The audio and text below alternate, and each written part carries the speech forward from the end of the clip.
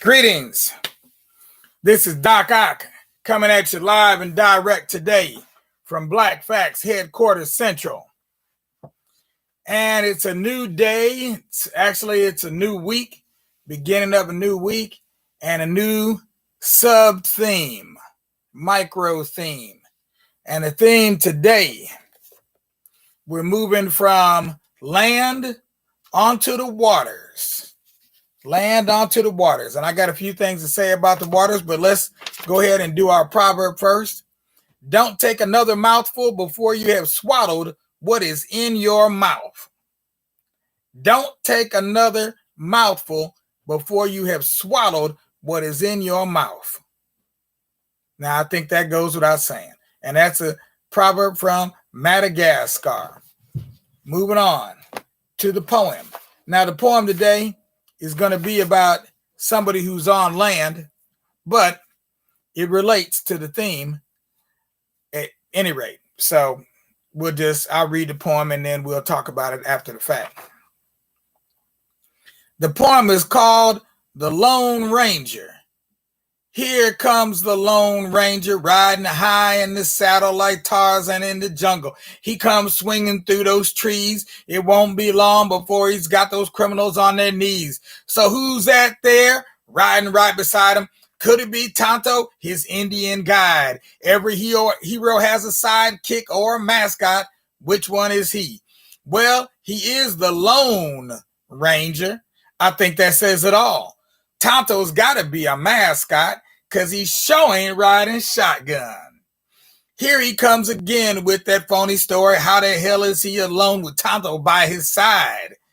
Oh, he's all alone, all right, because Tonto ain't no man. He's just a little bit beyond an old rusty bloodhound. The Lone Ranger, a perfect stranger, no need to apologize for his white horse, his white hat, or his white skin. It's his black mask that catches all the flack. It's his black mask that catches all the flack. The Lone Ranger. So that goes along with our theme, which in general is the theme of having been gaslit. And so the person of the day, actually at the beginning of this week, because we're going to be talking about him for probably about 2 or 3 days, is Hannibal, otherwise known as Hannibal Barca, otherwise known as Hannibal Barcus. I'm not sure if it has an S on the end or not. Some people spell it different ways, but I'm going to go with Hannibal Barca. Hannibal, Hannibal. You might call him Hannibal, but he ain't no bull, and he ain't full of it either. But he did have elephants. He did have horses. He did have other means of conveyance, such as boats. And that's what we're here to talk about in the main today. Now, most people, when you read about Hannibal, they talk about him crossing over the Alps with the elephants. But lately, as I've been getting into more details, I'm learning that maybe he didn't make it all the way over the top with all of them elephants. Well, he definitely didn't make it with all of them, because some of them definitely fell off the side of those cliffs trying to get up over them Alps. But some, or at least one of his elephants did make it. But then how much of a factor is one elephant? How much would one be? Or just a few? How much would just a few really be in battle? The horse would probably be a lot more effective because you could bring more of them. They were more sure-footed. They could handle crossing over the Alps. But at any rate, we're going to talk about him. And again, we've got this problem. I just found this out this weekend that I was talking about last week. We ended up dealing with the Buffalo Soldiers. And I never thought about there being some white Buffalo Soldiers, because if you watch the documentary that I included in our weekly rewind for the 25th, I think, it was either the 24th or the 25th, Saturday or Sunday this past weekend, they talk about how the Buffalo Soldiers got their name, and that they got their name because of their fuzzy hair and their bravery. And the Native Americans looked at the buffalo as being a brave animal, but it also had this kind of a crown that it wears around the front of its head that looked like a black man's nappy hair. So therefore, they called the black cavalrymen Buffalo Soldiers because of their bravery and our similarity in terms of our visage, how we looked to the buffalo. So when I realized that there was a movie that just came out in 2001 called Buffalo Soldiers, and it wasn't about black folks, I was miffed, to say the least. Yeah, that just really, I mean, I know I've seen this happen on many other occasions previously, but it was really beyond belief, because we're seeing it now happen with Cleopatra. New movie coming out about Cleopatra, and it's got the woman that played Wonder Woman, white lady, playing Cleopatra. But then when she plays Cleopatra, she in the trailers, you see her, or the posters, you see her dressed up looking like Pharaoh, you know, with her arms crossed and the symbols of power in her hand, the flail and the crook in her hand, with a crown on her head that was worn by the pharaohs. The only woman I know, or women I know, that would have worn them would have been Hatshepsut and Nefertiti. But other than that, Cleopatra, I don't think she'd have been wearing that. I've never seen her depicted wearing that crown. And I'm talking about original Egyptian depictions, not some kind of Hollywood remake depiction. So we have these issues. And that's why I read about the Lone Ranger. That's how that really just ties all in here. So meanwhile, this is going to be a commentary on Hannibal anyway. So I felt it was appropriate to add some of my own comments about Hannibal. So let's see what Dr. Edward L. Jones, in his book, Profiles in African Heritage, there you can see the title a little bit more clearly. Let's see what he had to say about Hannibal before we actually read the story. In the British Museum, there are coins that were struck after the Battle of Trasimenus, 217 BCE, showing the head of a black man on one side and an elephant on the other. Hannibal had just defeated the Roman army in that battle, and one would assume that it's his portrait on the coin. This assumption is not shared by many, his words, not mine, racists who are authors of books about Hannibal. Their position seems to be based on prior knowledge that Hannibal was a black and African, and they could not bring themselves to praise a member of an, quote unquote, an inferior race, end quote, to which they were supposedly superior. In order to avoid the dilemma, some authors have said that the portrait on the coin was a mahout, an elephant driver. An example of what has been stated can be found in Sir Gavin de Beer's Alps and Elephants, Hannibal's March, London, 1955, page 96. After spending some 90 pages tracing Hannibal's route through the Alps and discussing vigorously, in parentheses, whether Hannibal's elephants were Indian or African, de Beer said it is necessary to believe that Egypt also sent elephants, including Indian elephants, to Carthage because of the evidence provided by a remarkable coin from Etruria. This coin bears on the obverse an obvious African Negro's head, and on the reverse an equally obvious Indian elephant, as may be seen by comparing it with the African element. And the way you tell is the size of the ears. Okay, the African elephants have bigger ears. Indian ones have the small ears. De Beer, the great quote-unquote animal lover, uses quote-unquote evidence from the coin or numismatics, in parentheses, to prove that the elephant was Indian instead of African, but stopped short of using the same coin as evidence that the African Negro's head was Hannibal's. Quote unquote, suspicious and critical minds, end quote, might ask why the author was never concerned about the racial background of this, quote, very strange man, end quote. Especially when he continues his discussion of the, quote, racial origins, end quote, of the elephants. Page 96, and refers to the ancient historian Polybius's statement that after the Battle of Trebia, all of Hannibal's 8 elephants died except one on which he himself rode. De Beer then stated, it is also very possible that Hannibal's surviving elephant, Sirius, is depicted on the Etrurian coins. It's possible. If that was Hannibal's surviving elephant on the reverse side of the Etrurian coin, then the African Negro's head on the obverse side was most certainly the head of Hannibal. This is a numismatic and evidential conclusion. Before ending our discussion of the quote-unquote Mahout theory, it should be pointed out that De Beer was aware of Hannibal's African, in parentheses, black heritage.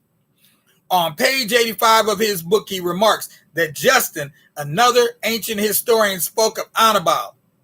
Quote, of Hannibal's conduct to women, Justin recorded that he behaved with such perfect propriety to his female captives that it was hard to believe that he was born in Africa, end quote. Now, was De Beer under the misapprehension that Justin was referring to a, quote, white African, end quote, or did he purposely use the term, quote, African Negro, end quote, head in describing the portrait on the coin? It all depends on whether the person has been brought up in Europe or America. That is on how he has been educated, my word, to respond to such concepts as, quote, African, end quote, and, quote, Negro, end quote. To educated whites and to many blacks, the connotative concept African conjures up the image of a white person or an African native with a spear in his hand. Likewise, the connotative concept Negro conjures up images of janitors, slaves, cotton pickers, etc. So, with De Beer having to discuss Hannibal's wife, Emilis, who came from Castulo, Spain, and whose ancestors came from Delphi, which made her a Greek, he was compelled to remain vague about Hannibal's race. Compelled to remain vague about the man's race, because all Greeks were supposed to have been white, in parentheses, and obvious, in parentheses. And this would have posed an interracial problem with which he seemed intellectually unprepared to deal. He could have avoided the problem by admitting the truth discovered through the numismatics. The definition of numismatics is, quote, the study or collection of coins, tokens, metals, etc., end quote. If the principles of numismatics are applied to the examination of a coin or coins that contains an African head on one side and an elephant on the other, then the question of Hannibal's identity should be permanently answered. If we are to continue to believe in numismatics, a close examination of the coins in such books as The Coins of the Roman Empire in the British Museum, London, 1950, Coins of the Popes by Joseph Coffin, and many others will convince the most unwilling believer that the subjects of coins, that is, the portraits, are either of the rulers In other words, the kings, emperors, presidents, generals, or of some recognizable gods worshipped by the people. On the other side of such coins, there are animals, statues, etc. Reginald Stuart Poole, in his catalog of the coins of Alexandria and the Gnomes, Longmans, Green and Company, 1892, page 35. That's XXXVI, 36 rather. That's XXXVI. Stated, in quotation marks, the subjects of coins besides the portraits of imperial personages are statues, reliefs, the coin types as the original reliefs, animals, and various architectural objects, end quote. The subject on the coin in question is Hannibal, the general, who invaded Italy and won the Battle of Lake Trasimenus. The coin was struck contemporaneously with this battle to commemorate his victory.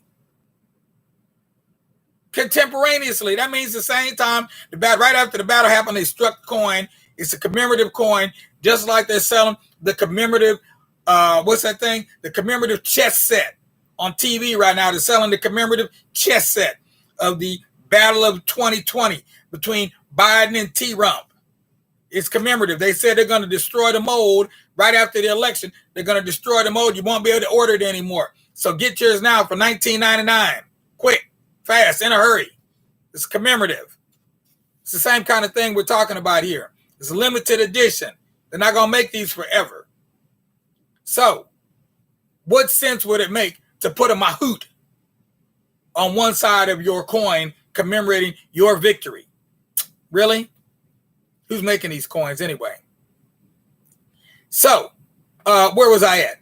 It would be incomprehensible or just plain stupid, my word, in quotation marks, that's in parentheses, for the Carthaginians to strike a coin for such an important event and put an elephant driver on the coin instead of the leader of the army, Hannibal. Speaking of leaders and invasions being commemorative, Lloyd Lang, in his book Coins and Archaeology from Shocking Books Incorporated, New York, 1970, pages 198 to 199, describes what took place after the Roman Emperor Claudius invaded Britain. To commemorate the success of the British invasion, Claudius struck a series of coins, both auri and denarii, at the Rome Mint in the years 46 and 47. Then Lang goes on to say, a few more coins of Claudius relate to Britain. These are rather surprisingly silver didrachmo struck at Caesarea in Cappadocia in 46, and which have as reverse type Claudius. My emphasis, and the author's emphasis in brackets, and a triumphal quadriga, definition is a chariot drawn by 4 horses abreast. The point is to be made is obvious. It ain't the chariot driver depicted on the freaking coin. Obviously, it's Claudius, who just successfully invaded Britain. But Claudius was, and rightfully so, because he was the leader. The analogy drawn from the point made should make it clear who was to be remembered. Black Hannibal, who made political and military history as a result of his invasion of Italy. Despite the mass of proof available to authors of the past, many tried to conceal Hannibal's racial identity. Mommsen, in his History of Rome, Volume 2, page 99, implies that Hannibal was Oriental, whatever that is. You can define it for yourself, but I can't define it because I have no idea what that really means, except that it means toward the east. Oriental just means toward the east. So what? The Romans charged him with cruelty, the Carthaginians with covetousness, and it is true that he hated as only Oriental nature know how to hate, and that a general who never fell short of money and stores can hardly have been other than covetous, in quotation marks. Mommsen not only refused to recognize Hannibal's racial identity, but made one by implication. He just made up one. The author also refused to recognize two other great black Africans in the same book, page 192.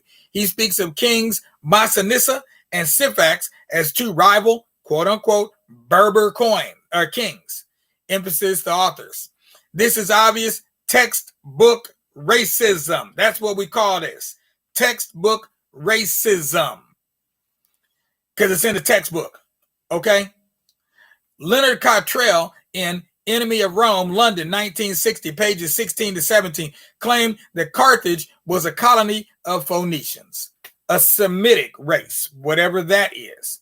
I don't know how you can be Semitic. That's just a language. Was one of their descendants. Then Cottrell on page 23 said of Hannibal, quote, unquote, no portrait, no sculptured head, not even a coin has preserved his appearance. In the Carthaginians' coins with Hannibal's portrait are on display in the British Museum for all to see, including Mr. Cottrell, if he'd like to go there and take a look. He's probably dead now, but when he was, he could have gone and took a look.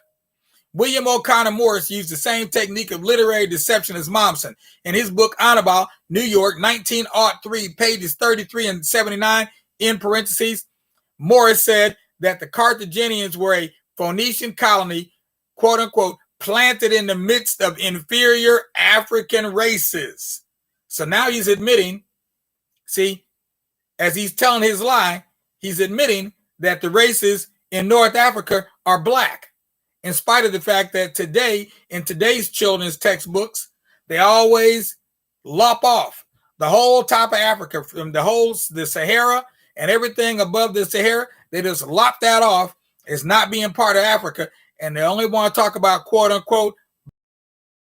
But here, obviously, this man in 1903 is saying that North Africa was black.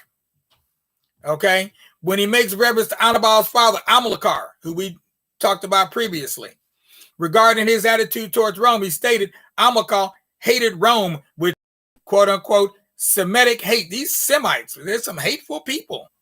End quote. Morris, of course, knew the real Hannibal because he has a picture of the coin in his book, page 151, showing the obverse side and the reverse side with the following statement under the coin, quote unquote, Negro head and elephant struck after the Battle of Trasimenus from the British Museum, in marks. Many of the authors cited in this contemporary commentary knew about Hannibal's African origin. If not, then their research was incomplete.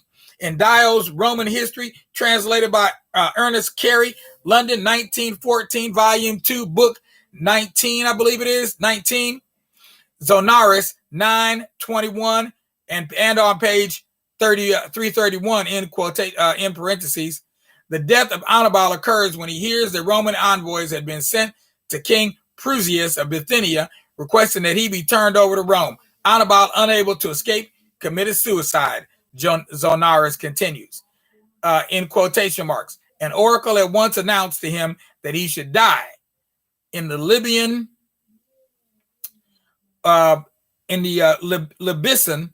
Libyan or Libyan land, and he was expected to die in Libya, his native country. But as it happened, his death occurred while he was staying in a certain place called Libya.